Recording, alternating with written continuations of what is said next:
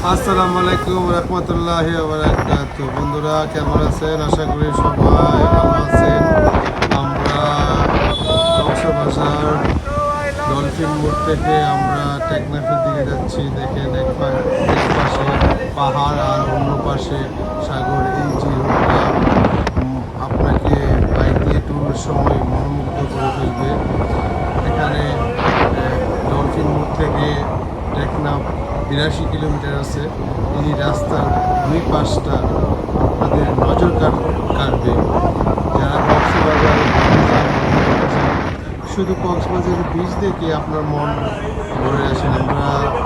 আমরা মনে করি কি কক্সবাজারে গেছে বিচের সাইডে পাইডে একটা ছবি তুললাম বাস। কিন্তু কক্সবাজার গেলে আপনারা পাহাড়ের ফিলও নিতে পারবেন ইনশাল্লাহ। যেটা দেখেন এক সাইডে পাহাড় আর অন্য সাইডে সাগর।